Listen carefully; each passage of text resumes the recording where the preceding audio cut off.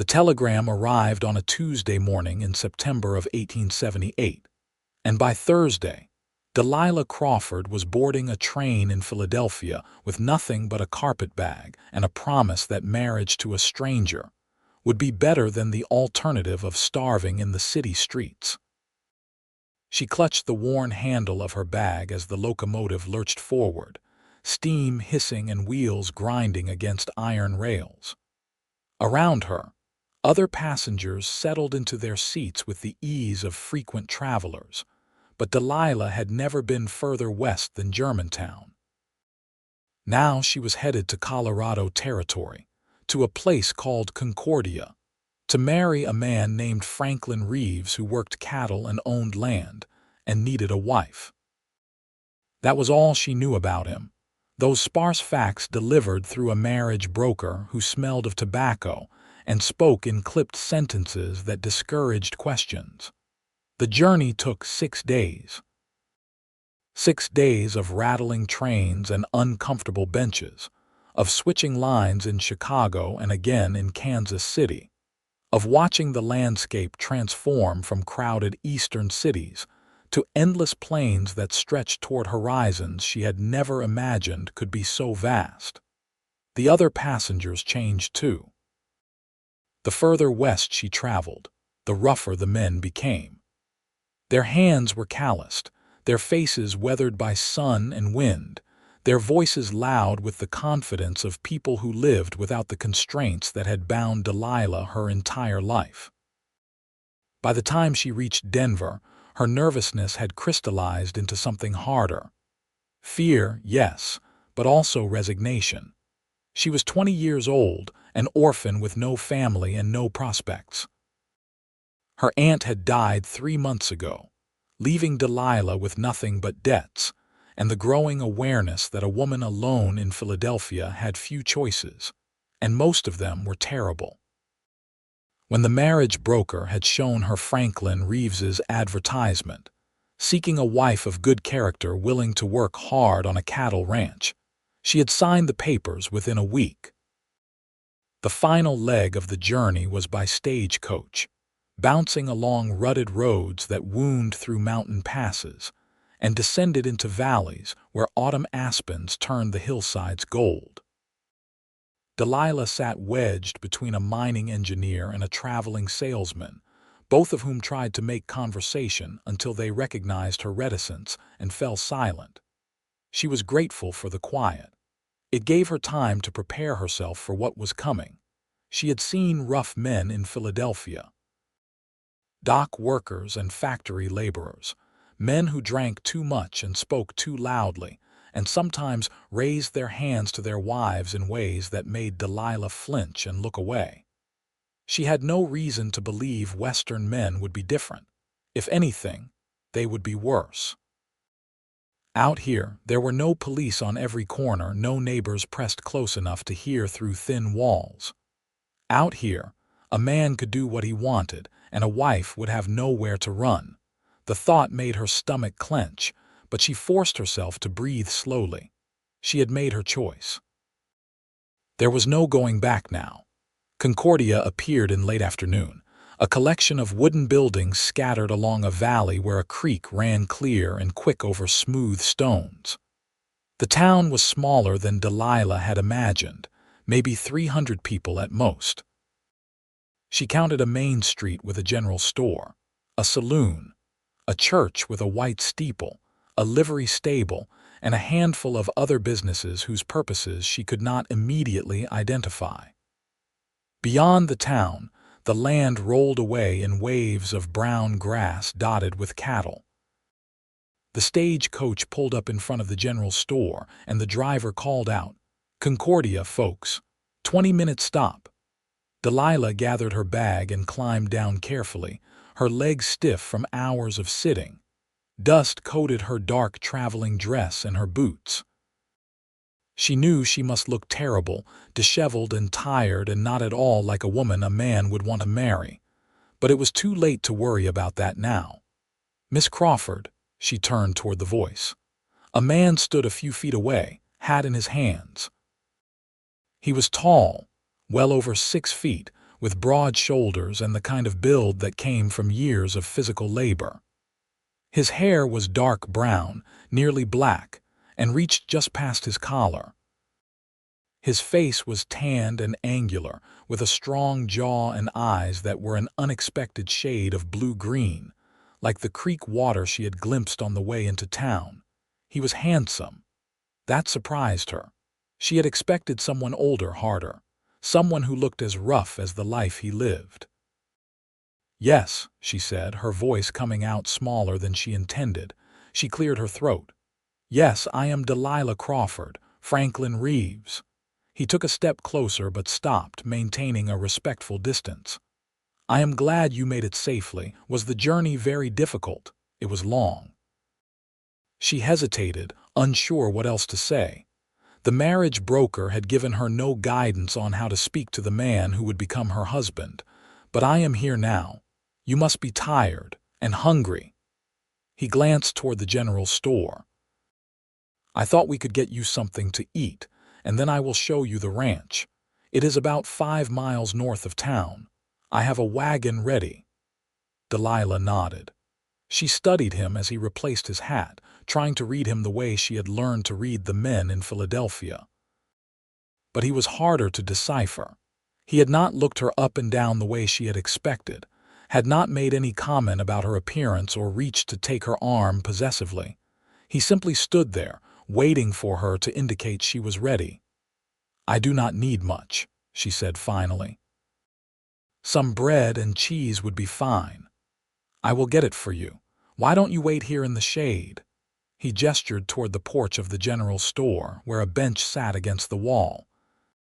She wanted to protest that she could come with him, that she was not so delicate she could not walk into a store. But her legs were trembling from exhaustion, and the shade did look inviting. She nodded again and moved to the bench, setting her bag beside her.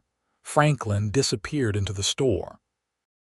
Through the window, she could see him speaking to a woman behind the counter. The woman glanced out at Delilah with open curiosity. Delilah looked away, focusing instead on the street. A few people moved about their business. Children played near the church. A man led a horse toward the livery. It all seemed so peaceful, so ordinary, nothing like the chaos of Philadelphia. Franklin emerged with a parcel wrapped in brown paper and a canteen. He handed both to her. "Fresh bread from this morning, cheese and some dried apples. The water is clean. I filled it at the pump."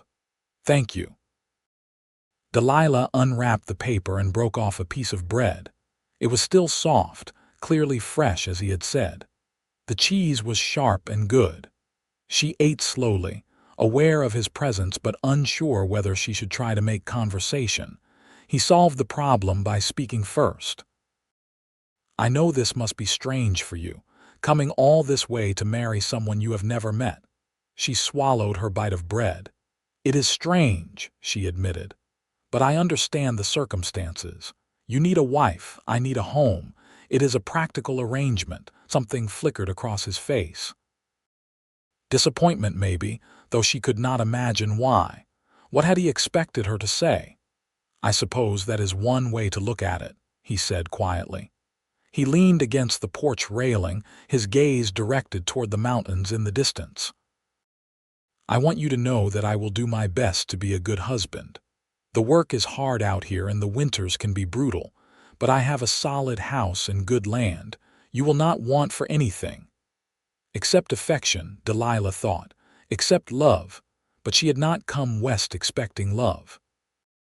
She had come expecting survival. "I will work hard," she said. "I know how to cook and clean and mend.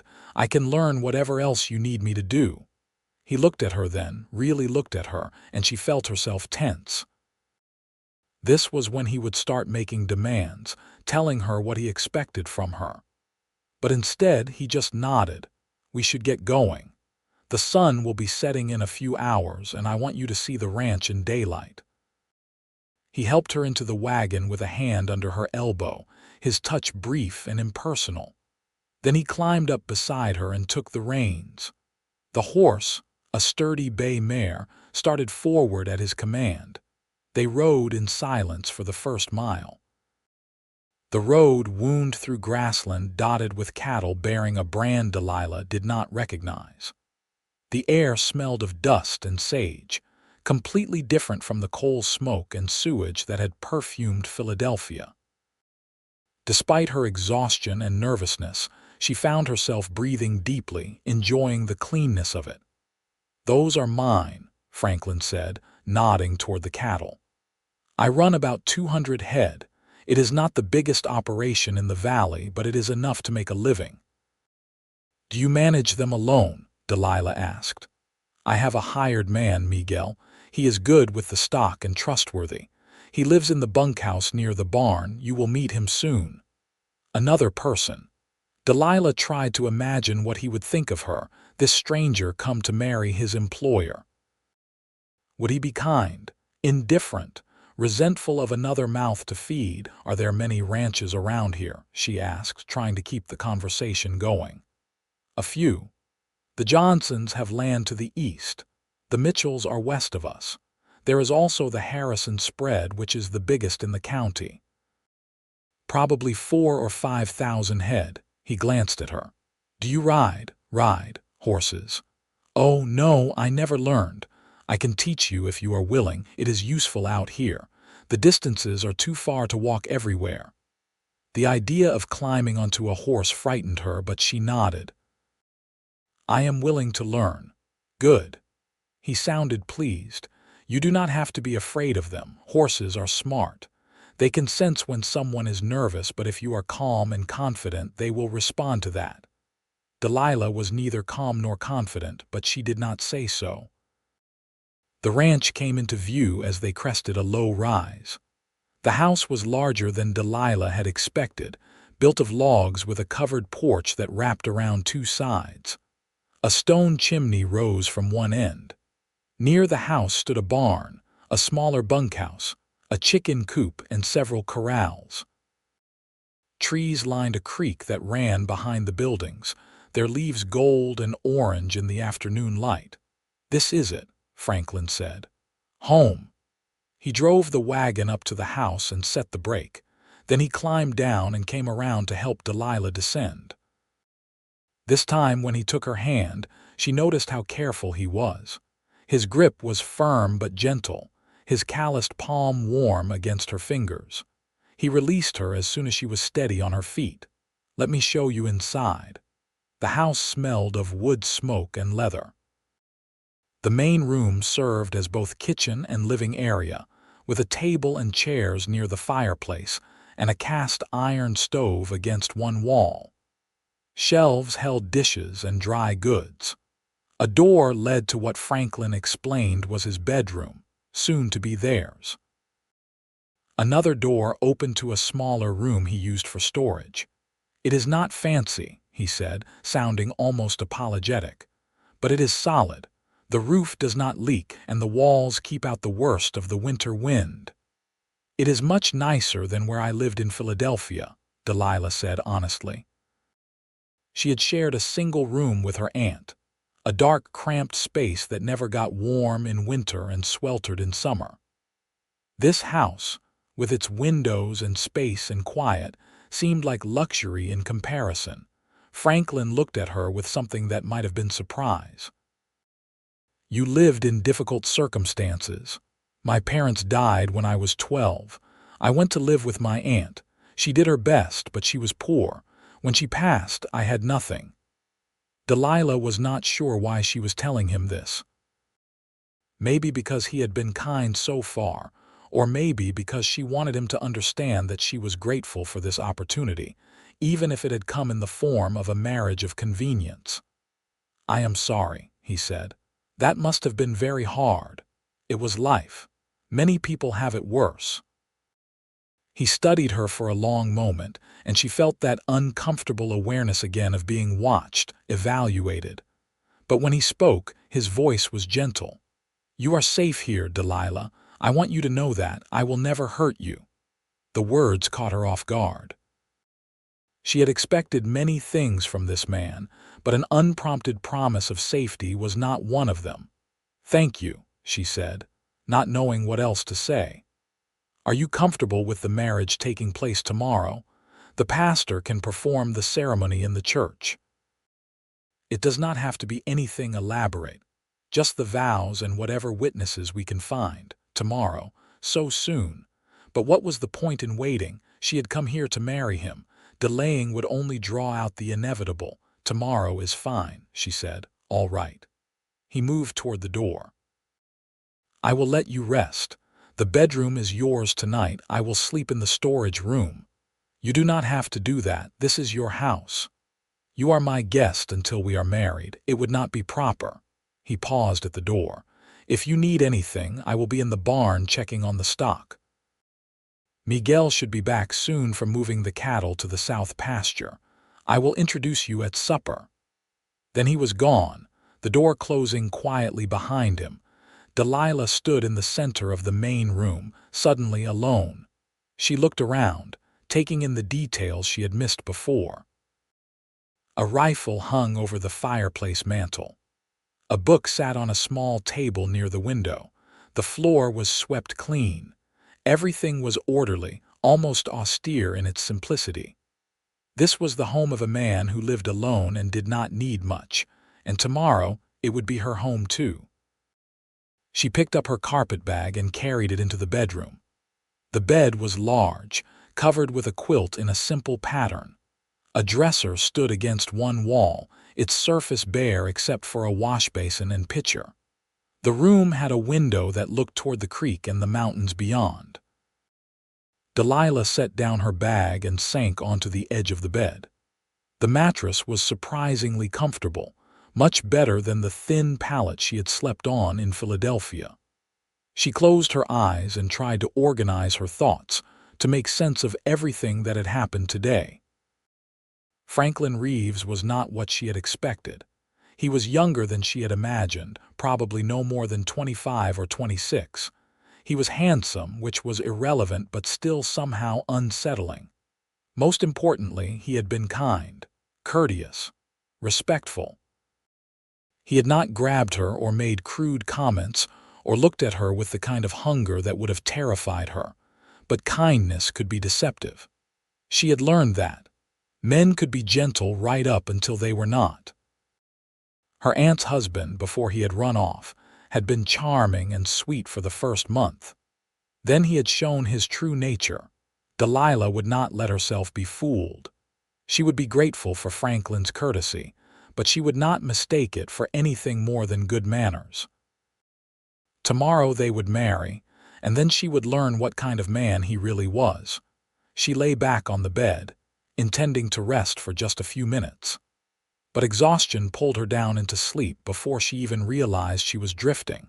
When she woke, the room was dim with twilight. She sat up quickly, disoriented and embarrassed. How long had she slept? She stood and smoothed her dress, then went to the wash basin and used the cold water to rinse her face and hands. She needed to make herself presentable to show Franklin that she was not some lazy woman who would sleep the day away. She found him in the main room, standing at the stove. The smell of cooking meat filled the air. He looked up when she entered. "I did not mean to wake you." "You did not." "I should not have fallen asleep like that. I apologize. You were tired. It is understandable." He gestured toward the table. "Supper is almost ready. Miguel will be here in a minute." As if summoned by his name, the door opened and a man entered. He was perhaps 40, with brown skin weathered by years of outdoor work and black hair streaked with gray. He stopped when he saw Delilah, his eyes widening slightly. "Miguel, this is Delilah Crawford. We will be married tomorrow." "Delilah, this is Miguel Vargas. He has worked with me for 3 years." Miguel removed his hat and nodded respectfully. "Señorita Crawford, it is good to meet you." "And you," Delilah said. "Miguel," Franklin said, "can you help me get the food on the table?" The two men worked together with the ease of long practice, setting out plates and utensils, bringing over a pot of stew and a pan of cornbread. Franklin pulled out a chair for Delilah, then took his own seat. Miguel sat across from her. "Thank you for cooking." Delilah said to Franklin. "I am not a great cook, but I manage. Tomorrow, if you are up to it, you can take over. But tonight, you are still my guest." The stew was simple but good, thick with beef and vegetables. Delilah ate hungrily, realizing she had eaten nothing since the bread and cheese in town hours ago. The men talked about the cattle and the coming winter, discussing which pastures to use and whether they needed to buy more hay. Delilah listened, trying to absorb information about this new life she was entering. "How long have you been ranching?" she asked Franklin during a pause in the conversation. 4 years. I worked for the Harrison spread before that, saved up enough to buy this land. It has been slow building the herd, but I am making progress. It is good land, Miguel added. Good grass and water. The cattle do well here. After supper, Miguel excused himself and headed to the bunkhouse. Franklin cleared the table while Delilah washed the dishes. They worked in companionable silence. When everything was clean and put away, Franklin added wood to the fire. "You should rest," he said. "Tomorrow will be a long day." "What time is the ceremony?" 10 o'clock, if that is acceptable, Delilah nodded. "I should wash my dress. I want to look presentable." "You look fine." He said it matter-of-factly, not as a compliment but as a simple statement. "But if you want to wash it, there is soap in the cabinet and you can hang it near the fire to dry. It should be ready by morning." She found the soap and a basin and took her best dress from her bag.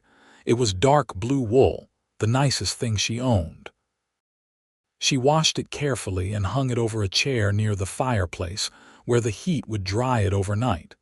When she turned back, she found Franklin watching her. "I am going to bed," he said. "The storage room is small but adequate. If you need anything during the night, do not hesitate to call for me. I will be fine. Thank you." He nodded and retreated to the storage room, closing the door behind him. Delilah stood for a moment, staring at the closed door. Then she went into the bedroom and changed into her nightgown. She climbed into bed and pulled the quilt up to her chin. Outside, coyotes called in the distance. The sound should have frightened her, but somehow it did not.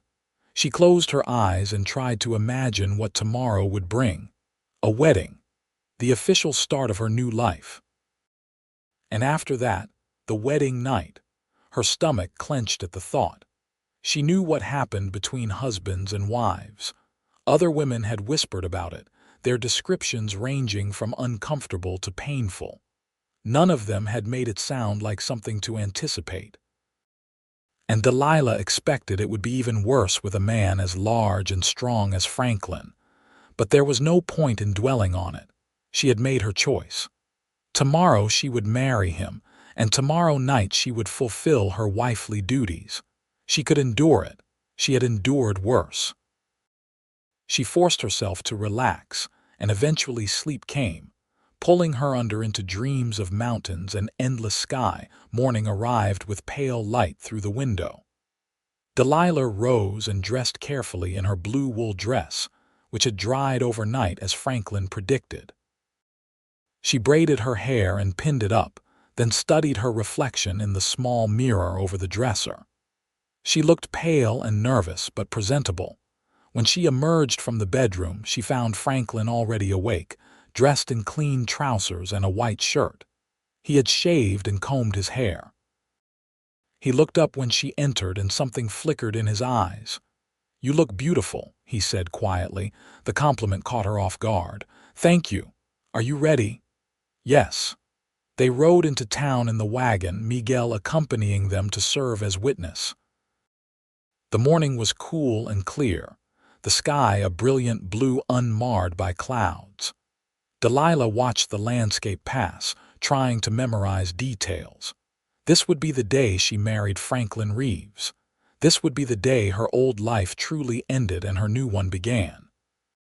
The church was small inside, with simple wooden pews and a plain cross on the wall behind the altar. The pastor was a middle-aged man with kind eyes and a gentle voice. His wife served as the other witness. The ceremony was brief and straightforward, the traditional vows spoken and rings exchanged. Franklin had produced 2 simple gold bands, which fit Delilah's finger perfectly. "I now pronounce you husband and wife," the pastor said. "You may kiss your bride." Franklin hesitated, then leaned down and pressed a chaste kiss to Delilah's lips. It lasted only a second, but she felt the warmth of it, the unexpected softness. Then it was over. They were married. They signed the register and thanked the pastor and his wife. Miguel congratulated them both. Then they returned to the wagon and headed back to the ranch. "Are you all right?" Franklin asked as they drove. "Yes, it just feels strange being married." "It feels strange to me too." He glanced at her. "We will figure it out together." Back at the ranch, Miguel headed to the barn to attend to his work. Franklin helped Delilah down from the wagon and they stood together in front of the house, suddenly awkward. "I should start preparing supper," Delilah said finally. "What time do you usually eat?" "Around 6. But you do not have to cook today if you do not feel up to it." "I want to. It will give me something to do." He showed her where everything was kept, the food stores and cooking implements. Then he excused himself to work, leaving her alone in the house that was now her home. Delilah moved through the space, opening cabinets and examining their contents. Franklin kept a well-stocked kitchen: flour, salt, sugar, dried beans, canned goods, a variety of spices. In the cold cellar she found potatoes, carrots, onions, and several slabs of bacon. There was fresh milk from a cow she had not yet met. She decided on fried chicken, mashed potatoes, and biscuits. It was a simple meal, but one she knew how to prepare well. She set to work, letting the familiar tasks calm her nerves. By 5 o'clock, the chicken was frying and the biscuits were in the oven. The potatoes boiled on the stove. Franklin came in at 6, Miguel following behind him. Both men were dusty and tired. Franklin stopped in the doorway, inhaling deeply. "Something smells incredible." "I hope it tastes good," Delilah said. It did. Both men ate with enthusiasm, complimenting the food repeatedly. Delilah found herself relaxing slightly, pleased that she could contribute something useful. After supper, Miguel departed again. Delilah washed the dishes while Franklin dried and put them away. The domesticity of it felt surreal. She was married now. This was her husband standing beside her, his presence large and warm in the small space.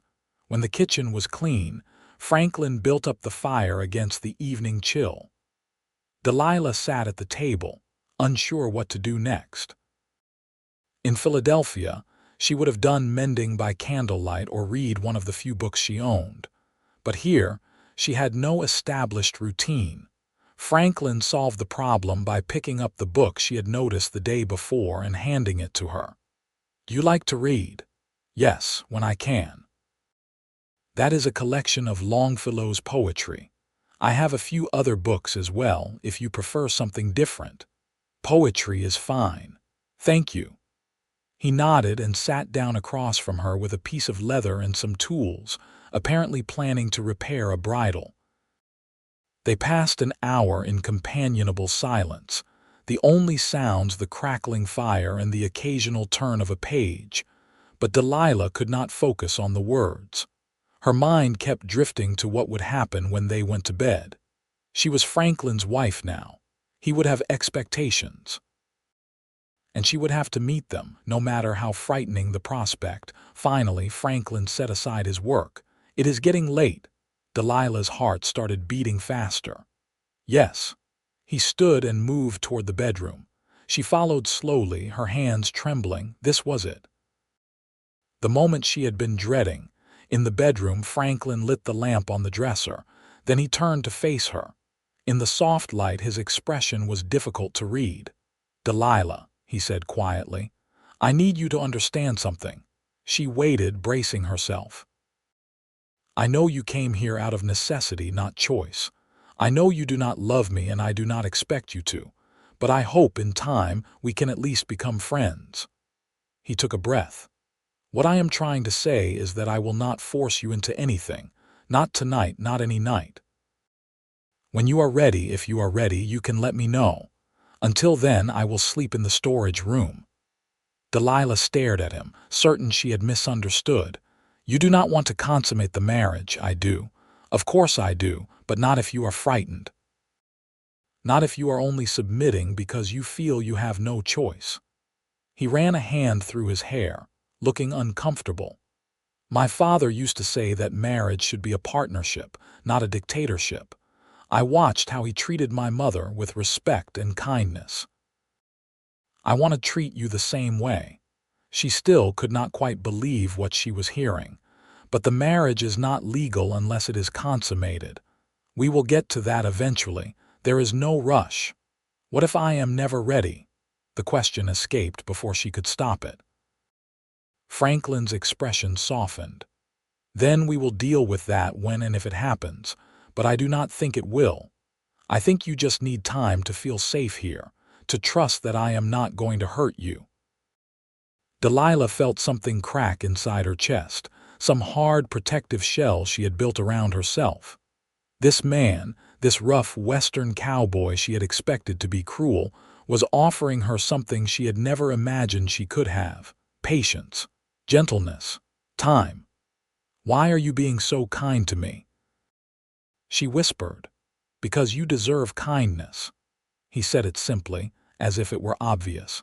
"You have had a hard life. You came all this way to marry a stranger because you had no other options. The least I can do is make sure you feel safe in your own home." Her eyes burned with tears she refused to let fall. She had cried enough in her life. She would not cry now, not in front of this man who was being impossibly decent. "Thank you," she managed. "You do not have to thank me for treating you like a human being." He moved toward the door, then paused. "Good night, Delilah. Sleep well." "Good night," he left, closing the door gently behind him. Delilah stood in the center of the room, shaking. She had been so certain she knew what would happen tonight, so braced for pain and fear. And instead, Franklin had simply walked away, giving her the space and time she needed. She changed into her nightgown and climbed into bed. The sheets smelled of soap and sunshine. Outside, the wind whispered through the trees. And for the first time since her aunt had died, Delilah felt the tiniest flicker of hope. Days passed, and then weeks. Autumn deepened into early winter. Delilah established routines, cooking and cleaning and learning the rhythms of ranch life. Franklin taught her to collect eggs from the chickens, to churn butter, to bake bread in the temperamental oven. Miguel showed her the vegetable garden, now mostly dormant but ready to be prepared for spring planting. Every evening, Franklin came in for supper. They ate together and cleaned up together, and then spent the evening reading or talking quietly. He told her about his childhood in Kansas, about his parents who had died in a cholera epidemic, about his decision to come west and build a life for himself. She told him about Philadelphia, about her parents who she barely remembered, about the hard years with her aunt and the fear that had driven her to answer his advertisement. "I am glad you came," he said one night. "I know that is a selfish thing to say, given your circumstances.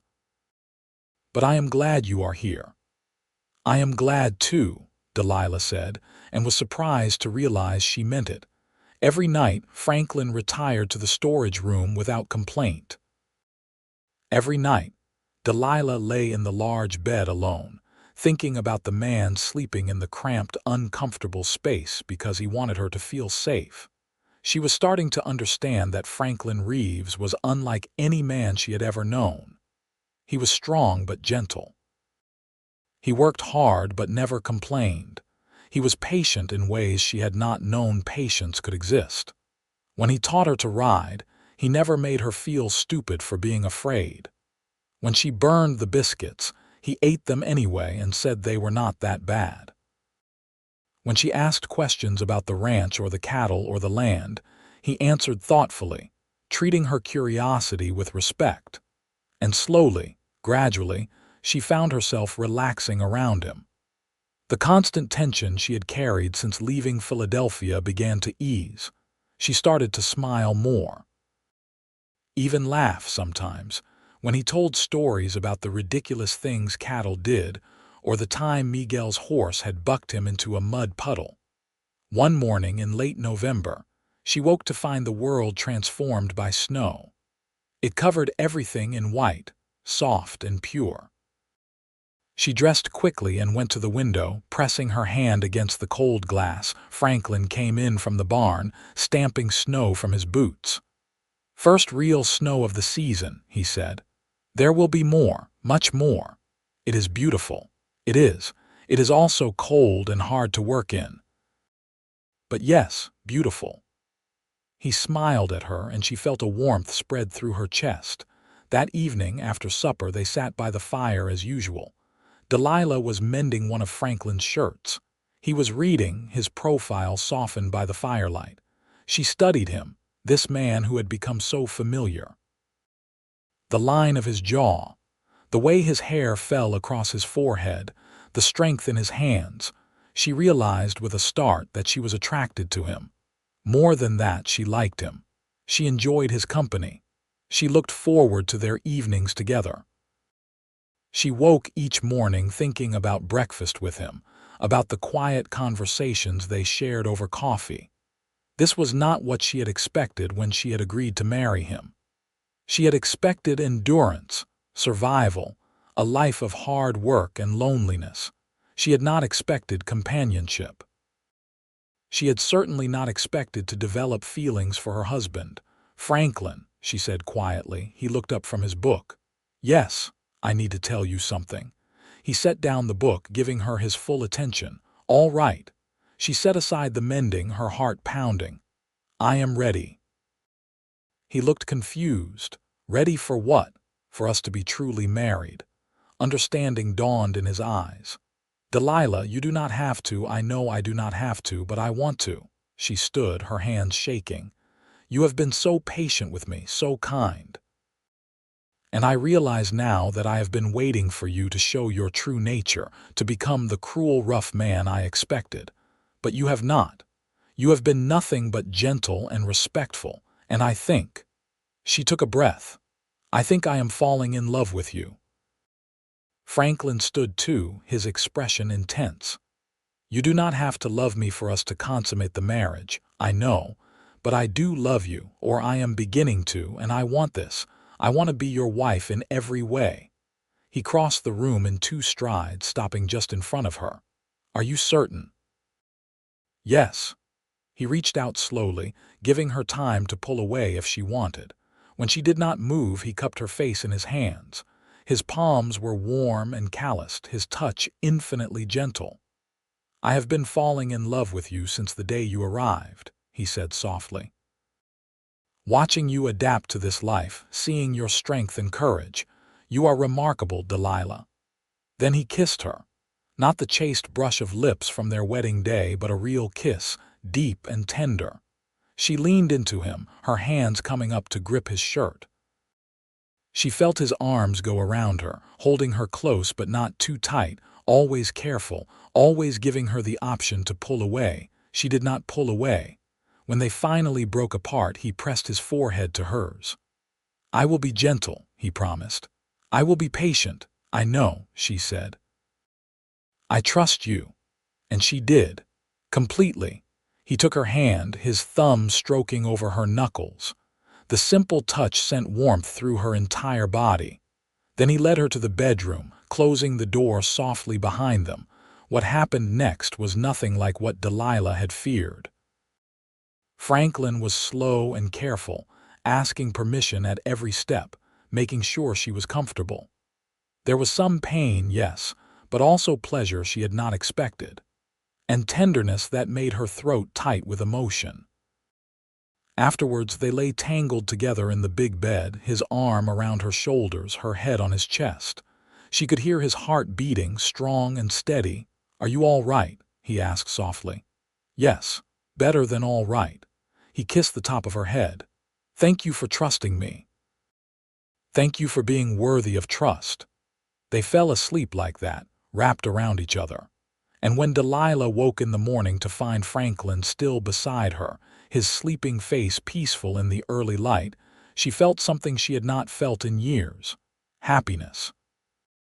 Winter settled over the ranch with full force. Snow fell regularly, piling in drifts against the barn and house. The work was harder in the cold, but Delilah learned to dress warmly and help where she could. She fed the chickens and gathered eggs. She learned to milk the cow, a placid creature named Bessie. She cooked hearty meals to keep the men warm and fed, but the evenings were what she loved most. After the day's work was done, she and Franklin would retreat to their bedroom, where they talked and laughed and made love with a passion that grew stronger each time. She learned his body and he learned hers. She discovered what pleased him, and he discovered what made her gasp with pleasure. "I love you," he told her one night, his voice rough with emotion. "I love you too," she replied, and meant it with her whole heart. Christmas came, and Franklin surprised her with gifts: a warm woolen cloak, a new dress in soft green fabric, a book of poetry by Emily Dickinson. She gave him a scarf she had knitted and a new hat she had ordered from the general store. They spent the day together, cooking a special meal and exchanging stories about Christmases past. "This is the best Christmas I have ever had," Delilah said as they sat by the fire that evening. "Mine too." Franklin pulled her close. "I was so lonely before you came. I did not realize how lonely until I had you here to fill the silence." She kissed him, pouring all her love into the gesture.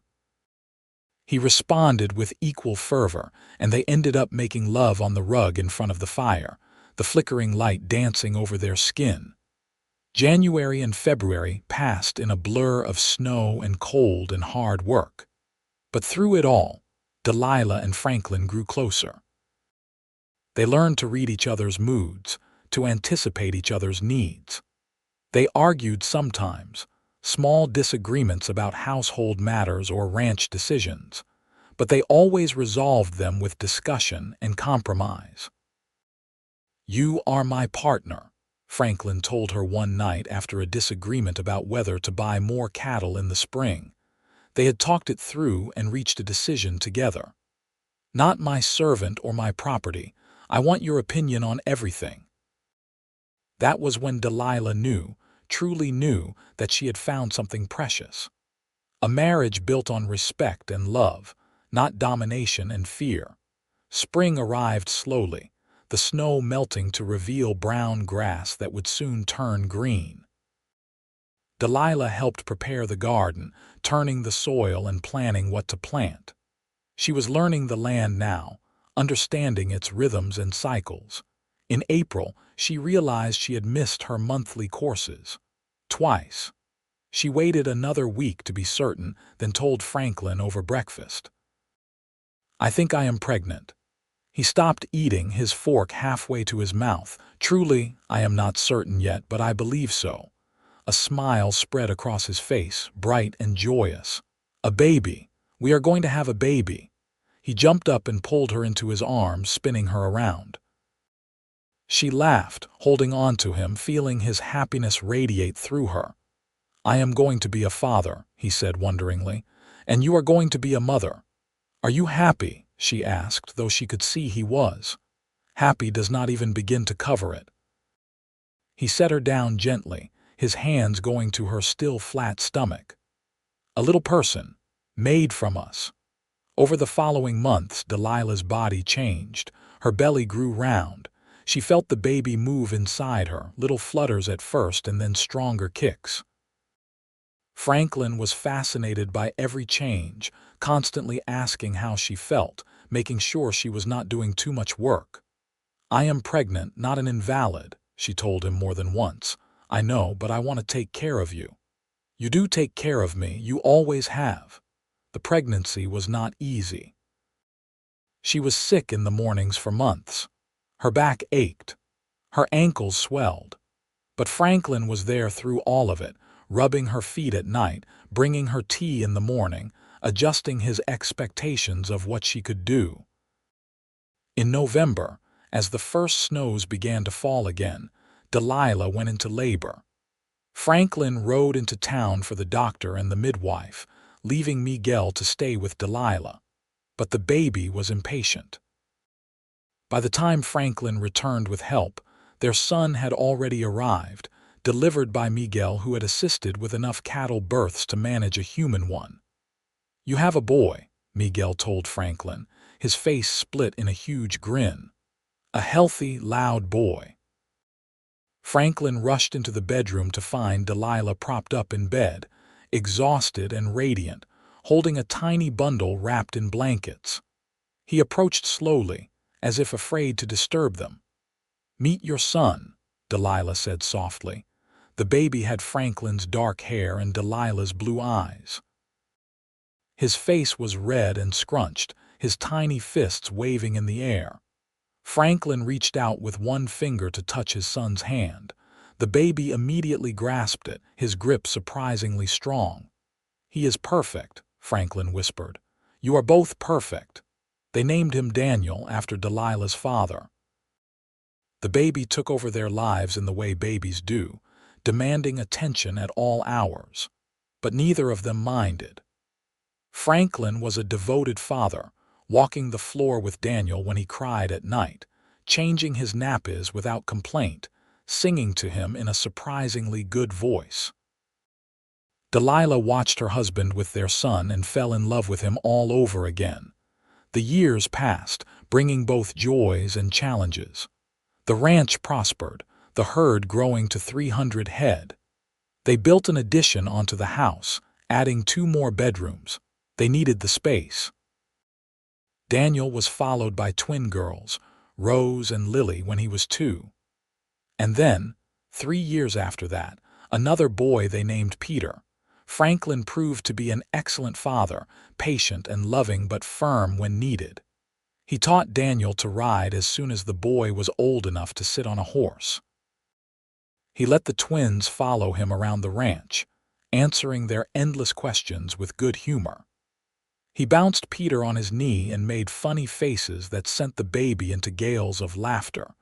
Delilah blossomed in her role as mother and wife. She was no longer the frightened woman who had arrived in Concordia 7 years ago. She was confident and capable, managing a household and helping with the ranch. She made friends in town, other ranch wives who gathered for quilting bees and church socials. She became known for her cooking, her kindness, and her willingness to help neighbors in need. But her favorite moments were still the quiet evenings with Franklin after the children were asleep. They would sit together on the porch in summer or by the fire in winter, talking about their day, making plans for the future, simply enjoying each other's company. "I am so glad I answered your advertisement," Delilah said one evening. They were sitting on the porch, watching the sun set over the mountains. The children were in bed. Miguel was in the bunkhouse. They were alone with the vast sky and each other. "I am glad you did too." Franklin pulled her closer. "I cannot imagine my life without you now." "Do you remember our wedding night? When you told me you would be patient?" "I remember. I expected you to be rough, to be demanding. But you took my hand so gently and gave me time. That was when I started to fall in love with you, I think. That moment of unexpected kindness." Franklin turned to look at her, his eyes soft. "I fell in love with you the moment I saw you step off that stagecoach. You looked so scared but so determined. I knew then that you were someone special." She kissed him, a long, slow kiss full of love and contentment. When they pulled apart, he kept his arm around her, and they watched the stars emerge one by one in the darkening sky. "I used to think happiness was not possible for people like me," Delilah said quietly. "Poor people, orphans, women with no prospects. I thought the best I could hope for was survival. And now, Now I know I was wrong. Happiness is possible. It is sitting right here with you." They stayed on the porch until the night grew too cold, then went inside to their warm home, their sleeping children, their life together. Years continued to unfold, each one bringing its own joys and sorrows. There were hard winters when they worried about the cattle. There were dry summers when the creek ran low. There were illnesses and injuries, the normal crises of life on a ranch. But through it all, Delilah and Franklin faced everything together. Their love deepened and matured, becoming something solid and unshakable. They knew each other's faults and strengths. They had seen each other at their best and worst, and they chose each other every single day. Daniel grew into a tall young man who loved the ranch as much as his father did. The twins were wild and adventurous, always getting into trouble but with hearts of gold. Peter was quiet and thoughtful, more interested in books than cattle. "They are all so different," Delilah marveled one day.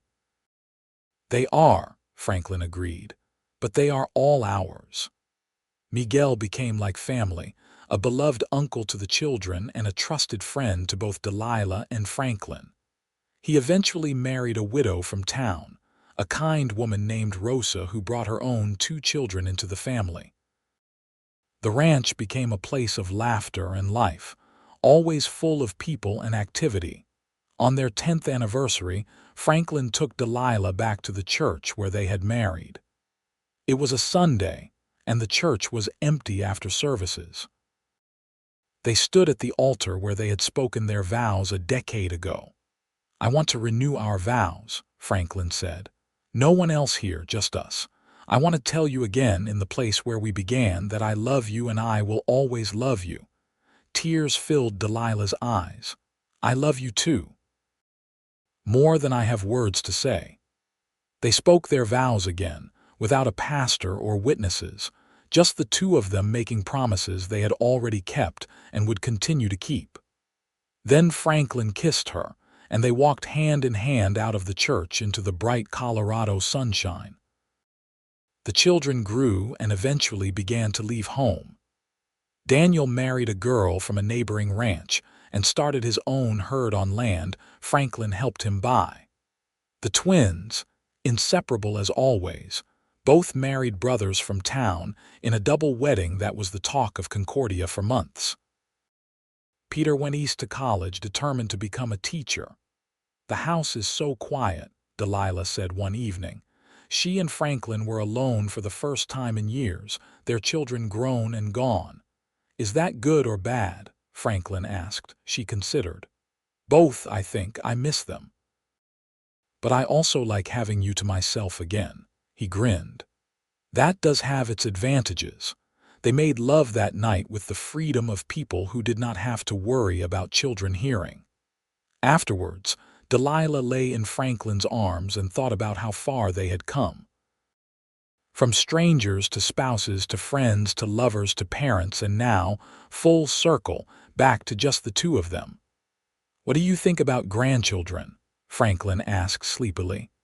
"I think they will be wonderful, as long as we can spoil them and then send them home." He laughed, the sound rumbling through his chest. "Agreed." Grandchildren did come in time. Daniel's wife gave birth to a boy and then a girl. The twins each had children. Even Peter, settled in Denver with his wife who was also a teacher, produced 2 grandchildren. Delilah and Franklin loved their role as grandparents. They played with the children when they visited, told them stories, slipped them treats when their parents were not looking. But they also enjoyed the peace when the visits ended and they were alone again. "We raised good children," Franklin said one day. They were sitting on the porch, now in their 50s, watching the sunset like they had done thousands of times before. "We did," Delilah agreed, "and we built a good life." "Do you have any regrets?" She thought about it seriously. "Only one. I regret that I wasted those first weeks being afraid of you when I could have been falling in love with you. You needed that time. I understand why you were afraid." "I know, but still." She leaned against him. What about you? Any regrets? Not a single one. Marrying you was the best decision I ever made. They sat in comfortable silence, holding hands, content in each other's presence. The ranch spread out around them, prosperous and thriving. Their children and grandchildren were healthy and happy. They had built something lasting, something meaningful. As the sun sank below the mountains, painting the sky in shades of gold and pink, Delilah thought about the frightened young woman who had stepped off a stagecoach in Concordia all those years ago. She thought about how that woman had expected hardness and cruelty, had braced herself for a difficult life. And then she thought about the moment that had changed everything. The moment when Franklin Reeves, the cowboy she had expected to be rough, had taken her hand gently and said, with infinite patience and kindness, that he would wait until she was ready. That moment had been the beginning of everything good in her life. That moment of unexpected gentleness had opened the door to love and happiness she had never imagined possible. "What are you thinking about?" Franklin asked, noticing her smile. "I am thinking about how lucky I am, how grateful I am that I found you, or that you found me." "We found each other," he corrected gently. "And yes, I am grateful too, every single day." They stayed on the porch until the stars came out, and then they went inside together, to the home they had built, to the bed they shared, to the life they had created through love and patience and the simple choice to be kind to each other. Years continued their steady march. Franklin's hair turned silver and Delilah's followed suit. They moved slower than they once did, their bodies bearing the marks of decades of hard work. But they were still together, still in love, still finding joy in each other's company. Miguel passed away peacefully in his sleep at the age of 70, and they mourned him deeply. Rosa stayed on in the bunkhouse, helping with the house and garden, becoming even more a part of the family. Daniel took over most of the ranch work, though Franklin still insisted on helping when he could. "You need to rest more," Delilah told him one evening. He had been out all day helping with the cattle and looked exhausted. "I will rest when I am dead," he replied, but he said it with a smile. "Do not joke about that." He pulled her close. "I have no intention of leaving you anytime soon. We still have years ahead of us." And they did. Years of quiet contentment of watching their grandchildren grow and produce great-grandchildren. Years of sitting on the porch and remembering their life together. Years of falling asleep in each other's arms and waking up grateful for another day. On their 40th anniversary, their children threw them a party. The entire town of Concordia came, it seemed. The church hall was packed with people who wanted to celebrate the couple who had become pillars of the community. 40 years, the pastor said in his toast.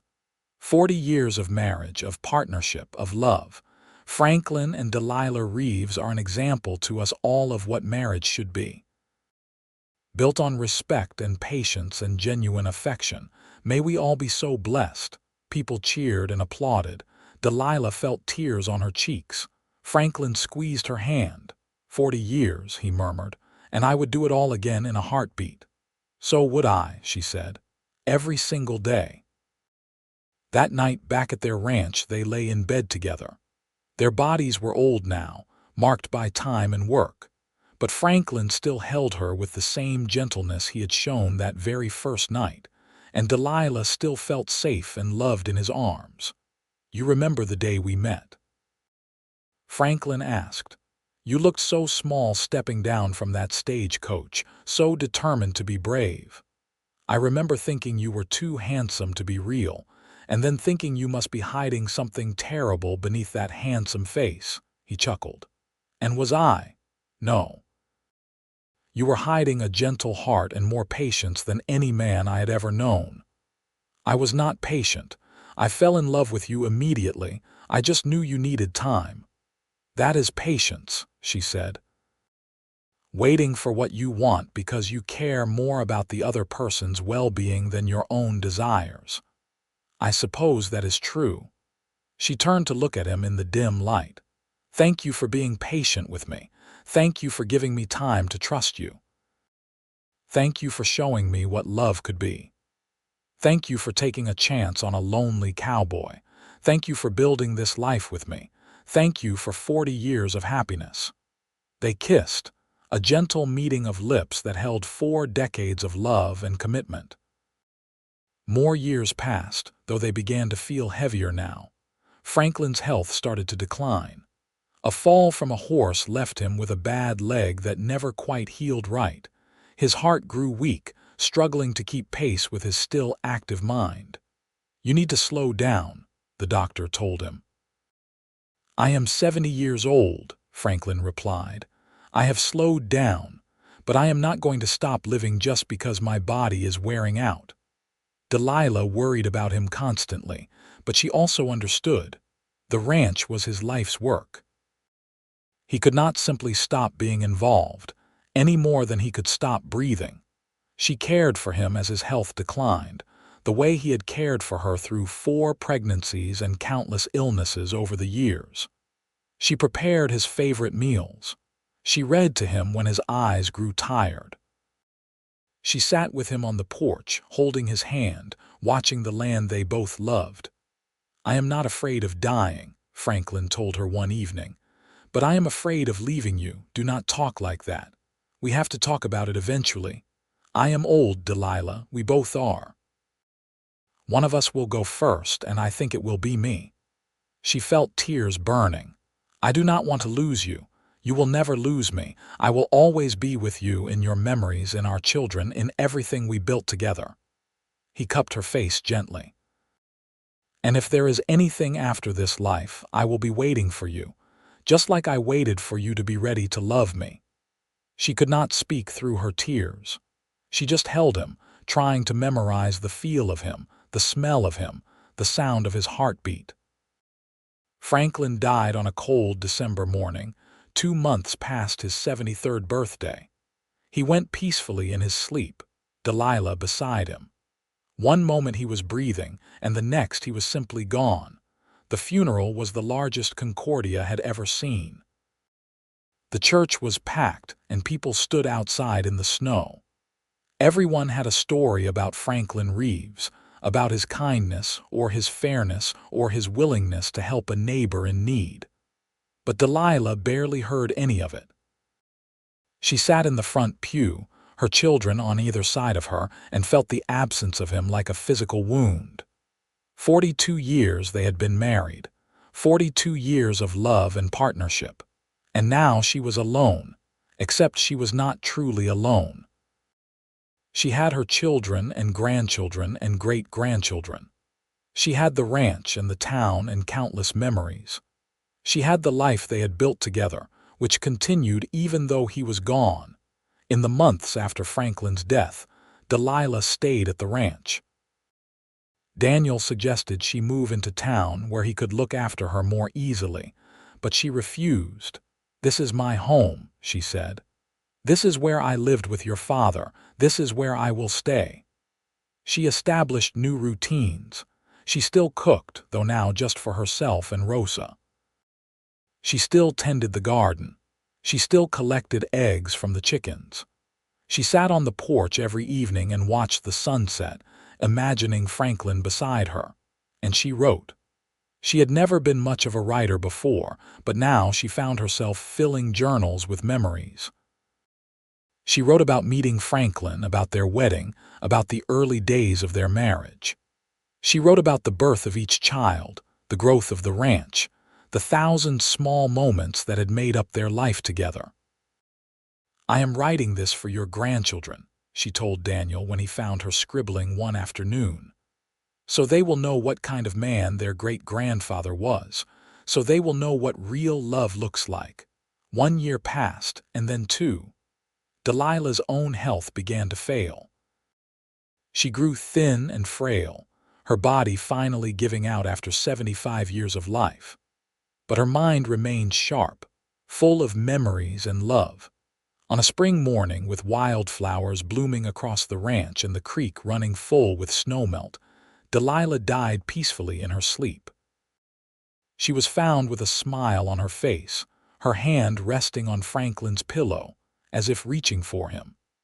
They buried her next to Franklin in the Concordia Cemetery, under a shared headstone that read, "Franklin and Delilah Reeves, beloved husband and wife, together forever."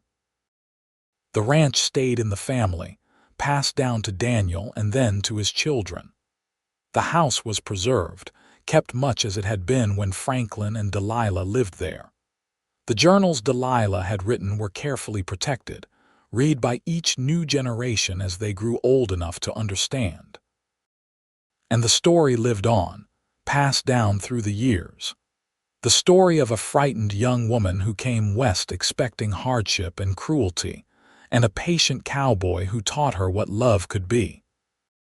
The story of a marriage that started as a business arrangement and became one of the great love stories of Concordia. "Tell us again about great-great-grandma and great-great-grandpa," the children would beg. And their parents and grandparents would tell the story, keeping it alive, making sure the memory of that love endured.